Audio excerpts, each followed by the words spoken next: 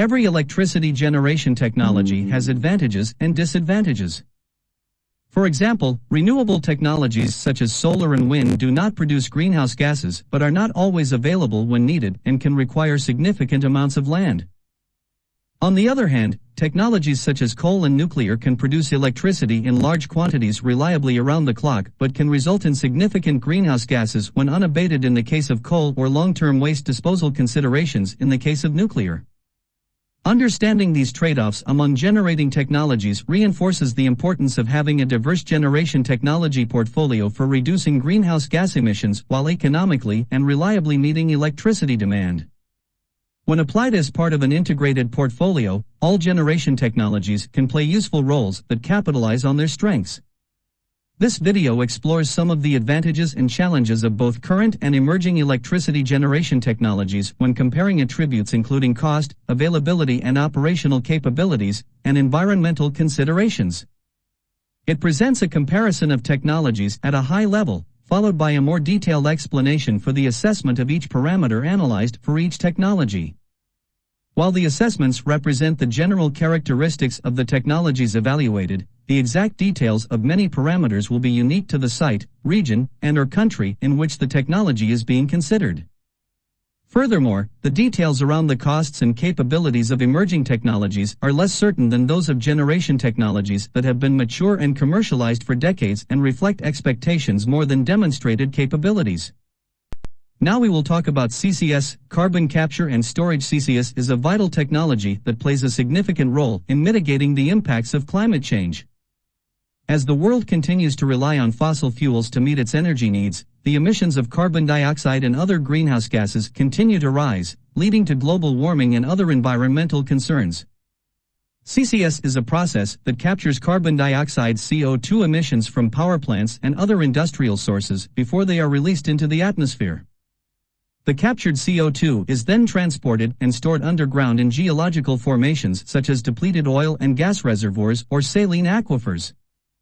This process prevents the carbon dioxide from entering the atmosphere, thereby reducing the impact of greenhouse gases on climate change. The technology behind carbon capture and storage is relatively simple. Now we will talk about solar PV, which includes fixed and tracking utility-scale photovoltaic PV systems. Come to construction costs for utility-scale solar PV plants are relatively low when compared to other technology options. The electricity output of a PV plant varies largely with regional solar resources, which has a strong effect on electricity production costs. The lower capital costs of new PV plants and construction in relatively strong solar resource regions currently results in relatively low electricity production costs. The capacity factor of solar PV plants is dependent on solar resource available at the site and can only operate during daylight hours, resulting in the lowest capacity factor of all technologies. Given proper conditions including weather, solar PV plants have some capability to vary output. Some new projects are aimed at flexibly curtailing PV plants for additional ramp control. Solar PV plants are available to produce power only when the sun is shining and produce full power only during peak solar conditions. Power production is highly variable and changes rapidly with cloud cover. Utility-scale PV plants require roughly 10 times more land than the area of a conventional nuclear plant of similar capacity. There is no water use required for power production from a PV plant. PV panels may require a limited amount of water for washing. Because there is no combustion involved in solar PV power generation, there are no GHG emissions. Because there is no combustion involved in solar PV power generation, there are no air emissions associated with power production. There are no waste products associated with power production from a solar PV plant. Permitting for solar PV takes less time than large-scale thermal plants, with zoning permits being a challenging part of the process. Restoration of land for a solar PV plant is relatively simple due to a lack of operational waste product. Disposal or recycling of a large quantity of PV modules and other materials will be required. Now add storage with solar PV, which includes fixed and tracking utility-scale PV systems paired with battery energy storage. Construction cost. Construction costs for utility-scale solar PV plants paired with battery storage are higher than standalone PV plants due to the increased cost of the battery unit. Costs can vary based on the duration of battery storage included. Electricity cost. Electricity production costs for a PV plant paired with storage are slightly higher than PV without storage due to increased capital costs. Capacity factor. The capacity factor of PV plants with storage can be larger than that of standalone PV plants depending on design and the size of the storage equipment. Ramping capability. Solar PV with storage plants have the ability to operate flexibly by charging and discharging the batteries to control the output and respond to grid signals. Availability. The addition of storage to a solar PV plant increases its ability to produce power when needed by storing electricity generated while the sun is shining and sending electricity to the grid when needed. The full availability of the plant is still dependent on the availability of solar resources, as well as the size and design of the storage. Total area use intensity. Land area requirements for a utility-scale PV plant with storage is similar to a solar PV without storage, but with a slightly larger plant area for the storage system. Direct water use intensity. There is no water use required for power production from a PV plant with storage. PV panels may require a limited amount of water for washing. Direct greenhouse gas GHG emissions. Because there is no combustion involved in solar PV power generation or energy storage, there are no GHG emissions. Other direct air emissions. Because there is no combustion involved in solar PV power generation and storage, there are no resulting air emissions. Direct waste products. There are no waste products associated with power production from a solar PV plant with storage. Ease of permitting. Permitting for solar PV with storage takes less time than large-scale thermal plants, with zoning permits being a challenging part of the process. End-of-life considerations. Restoration of land for a solar PV with storage plant is relatively simple due to a lack of operational waste product, but disposal or recycling of a large quantity of PV modules, battery cells, and other materials will be required. Concentrating solar power CSP, which includes parabolic trough and central receiver technologies with thermal energy storage. Construction costs for CSP plants are relatively high compared to other options and can vary widely based on the amount of storage capacity. Included. Electricity production costs for CSP plants are moderate as higher plant output due to thermal energy storage somewhat offsets the higher capital costs. CSP plants with storage can continue generating electricity after the sun is down, with the potential to significantly increase capacity factor depending on the size and design of the storage. CSP plants can provide some ramping capability given favorable conditions by charging and discharging storage. Availability. While CSP operation depends on the availability of solar resources, a CSP plant can generate electricity and store heat when the sun is shining and can generate electricity from thermal storage when needed, making the plant more dispatchable. Total area use intensity.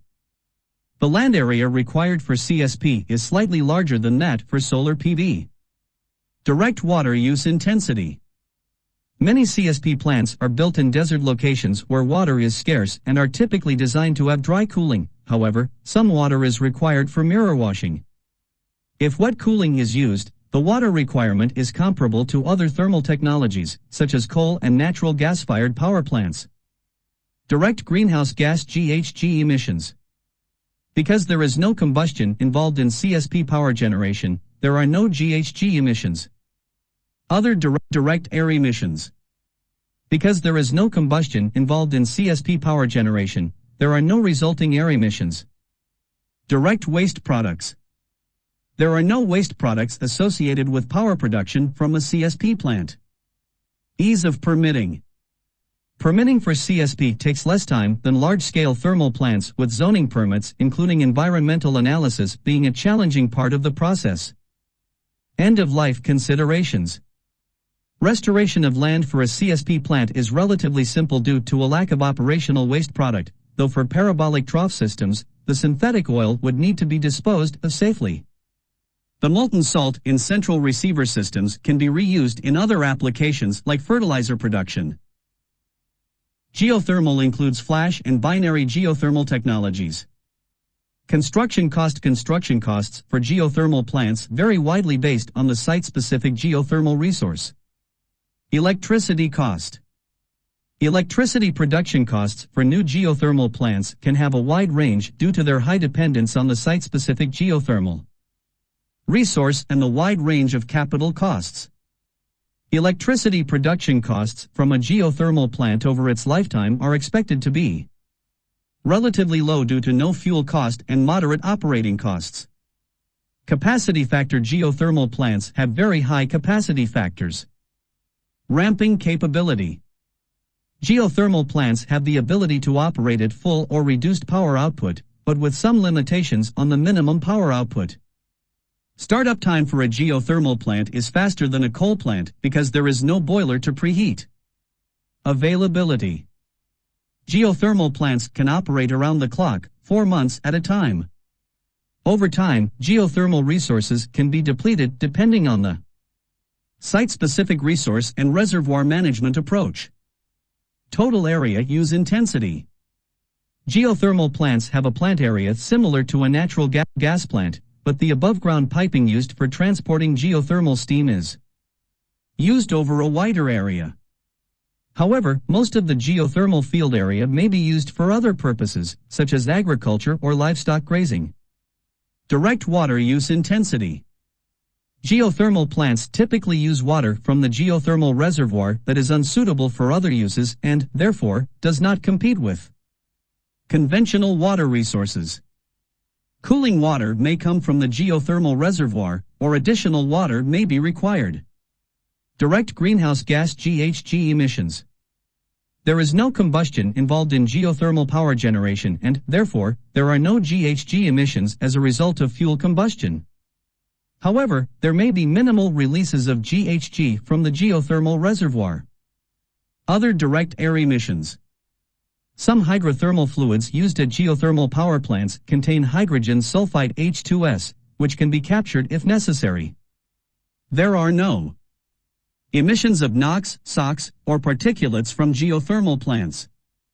Direct waste products. Geothermal plants may have limited solid waste products associated with the treatment of geothermal fluids. Wastewater from a geothermal plant is usually re-injected into the wells. Ease of permitting. Permitting for geothermal plants can be subject to reviews by several regulatory agencies to address potential impacts to land use, water quality, and others. Permitting can be more challenging depending on the geology of the site. End-of-life considerations. Geothermal plants will require similar resources for plant site remediation as a natural gas plant. Enhanced Geothermal Systems EGS, which includes near hydrothermal field and deep enhanced geothermal systems. When it comes to construction costs for EGS vary widely based on the site-specific geothermal resource temperature and well productivity and depth. Construction costs are higher than conventional geothermal due to the need to create an engineered reservoir with special drilling and completion operations. Electricity production costs for new EGS plants can have a wide range due to their high dependence on the site-specific geothermal resource and the wide range of capital costs. The increased capital cost leads to higher electricity production cost compared to conventional geothermal. The capacity factor of EGS plants is similar to that of conventional geothermal plants. EGS plants have similar ramping capability to conventional geothermal plants. EGS plants have similar availability to conventional geothermal plants. The area required for EGS plants is similar to that of a conventional geothermal plant. EGS plants require more water for operation than conventional geothermal plants. GHG emissions for ESG would be similar to conventional geothermal. Other direct air emissions for ESG would be similar to conventional geothermal. EGS plants may have limited solid waste products associated with the treatment of geothermal fluids. Wastewater from a EGS plant is usually re-injected into the wells.